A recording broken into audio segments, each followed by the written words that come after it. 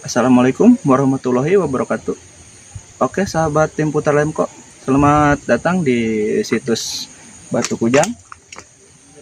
Insya Allah saat ini kita akan mengungkap sejarah dan fakta mengenai situs Batu Kujang.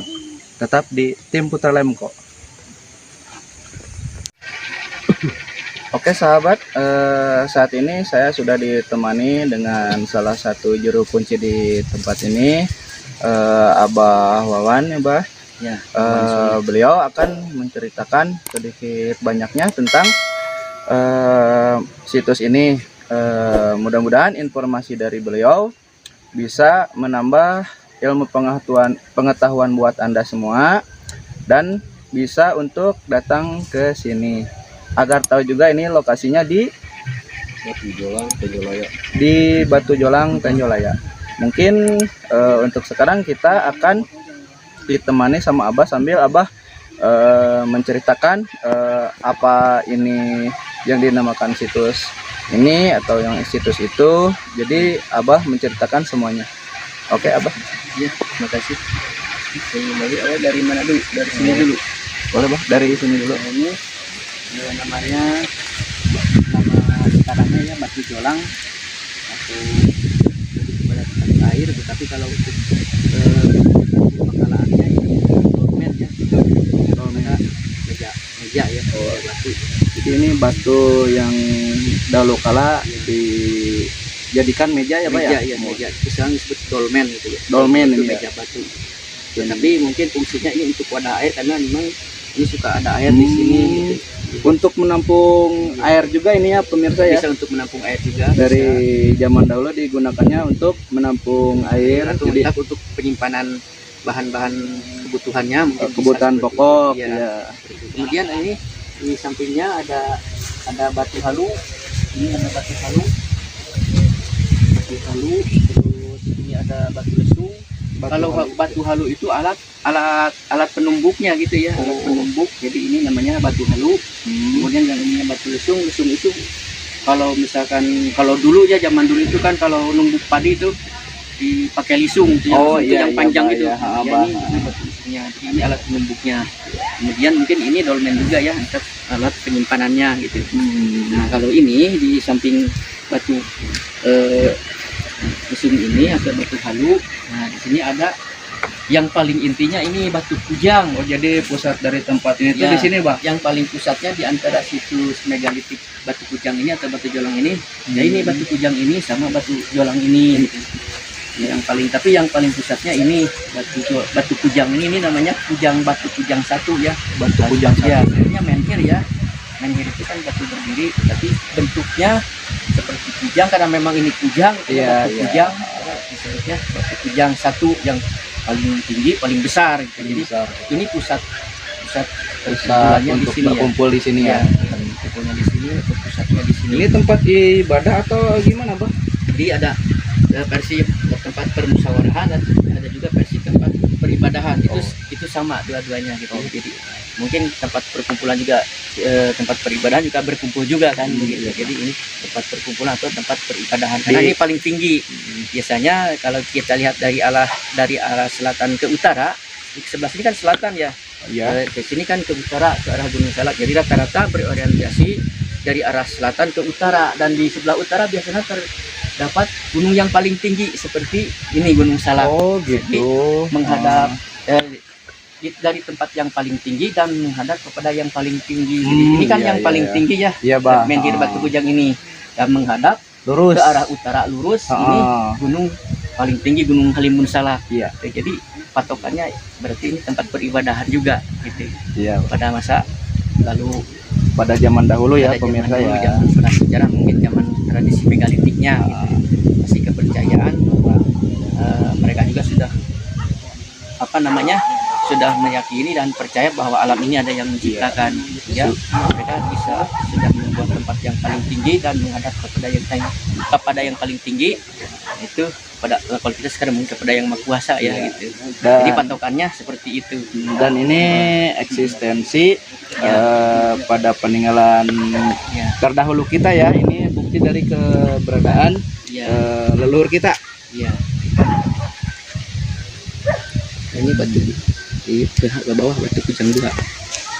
Turun ke bawah sekitar 20 meteran lah.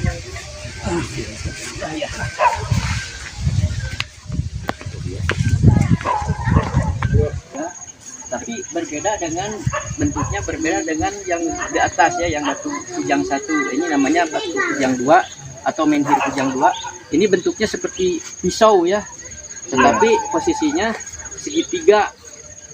Jadi seginya segitiga gitu. Kalau kita lihat di sebelah sini seperti sebelah ya, tapi kalau di belakang sana jadi ada 3 ini segitiga gitu.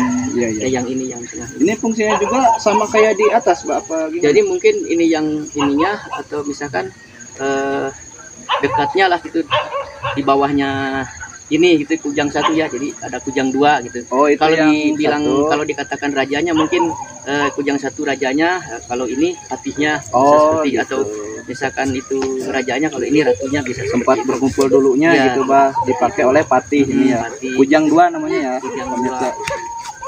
2. Itu kalau cerita kerajaannya, tetapi kalau cerita tadi prasejarahnya ini sama prasejarah menhir gitu. Tapi mungkin ini juga tempat berkumpulnya juga gitu. Dan selain di sini juga di lokasi cagar budaya ini atau di lokasi situ sini juga naik ke arah utara, Pak ya, di atas sana ada batu kursi. Batu kursi, ya. Batu kursi itu juga sebetulnya menhir juga, tapi karena posisi menhirnya itu seperti tempat duduk, Heeh. seperti tempat senderan gitu. Nah, posisinya seperti itu, jadi dibilanglah batu kursi. Itu sama juga, Bah, tempat untuk berkumpul. Apa? Sama, tapi mungkin pusatnya di sini, tapi mungkin bisa di sana buat semedinya gitu, tempat untuk bersemedinya, untuk menghadap pada yang Maha Kuasa gitu. Kemudian ada yang lebih tinggi lagi dari batu kursi ke arah utara, naik lagi itu sekitar 800 meter dari batu kursi, itu ada situs Gordanggu paling tinggi. Itu sebetulnya menhir juga, tapi karena ada satu menhir yang menyerupai dengan paruh gitu, burung gitu ya. Paruh burung. Makanya ya. disebut itu situs Garuda Ngupuk gitu. Iya. Sebetulnya prasejarah juga menhir juga, tetapi tetap yang paling pusat di sini, paling luas, paling banyak kompleksnya di sini. Di sana hanya satu objek, tapi itu termasuk kawasan kawasan cagar budaya gitu, kawasan situs Tapi, Bah, Kujang.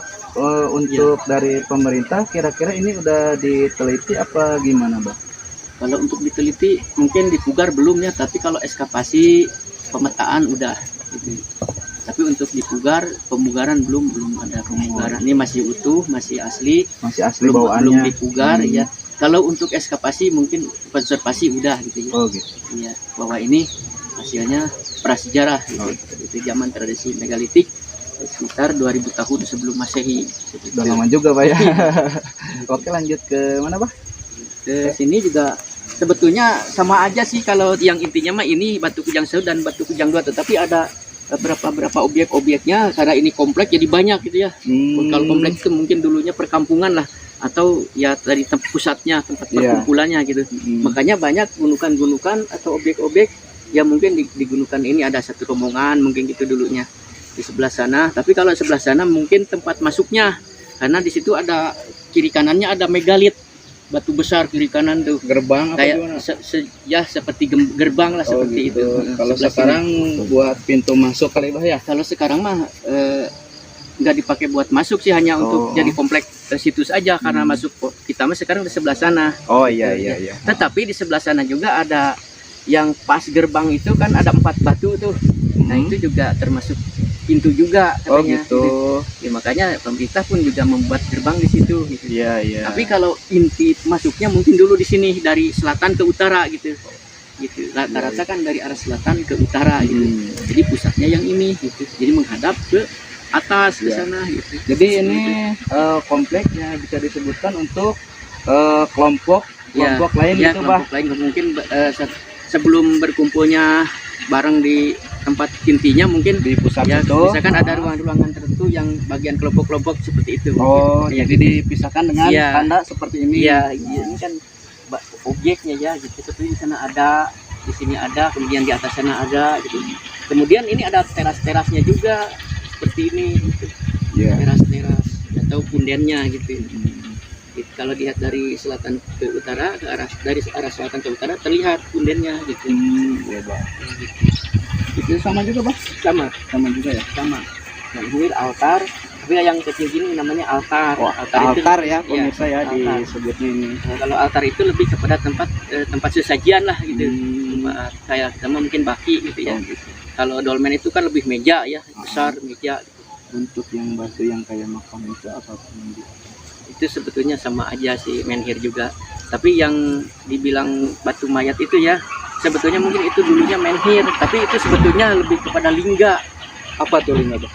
Ya kalau itu sebetulnya kalau lingga itu lambang laki-laki. Oh, lambang laki-laki. Ya lambang laki-laki. Misalkan Lioni itu nah itu sebetulnya bisa dikatakan enggaknya Yang di atas itu itu ya. yang tapi karena roboh bentuknya seperti itu kalau berdiri memang mirip Oh, lingga gitu. Iya. bentuknya. Tapi sekarang posisinya udah tidur ya, Bang? Iya, Oh. gitu. Jadi itu sebetulnya mungkin lingga sebetulnya. Iya. Tapi karena roboh bentuknya seperti itu, ya jadi seperti putusan duit seperti itu. Jadi seperti itu lingga.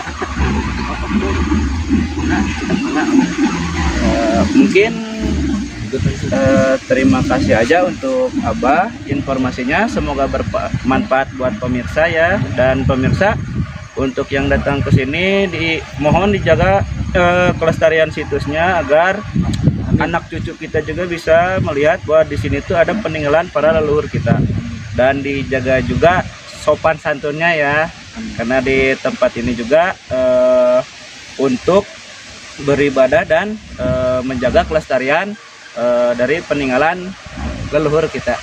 Oke, Abah, terima kasih atur nuhun pisan, Abah. Oke, terima kasih sudah menyaksikan tim Putra Lemko di situs Batu Kujang. Jangan lupa like, komen, dan subscribe agar channel kami terus berkembang dan bisa memberikan seputar informasi kepada pemirsa semua.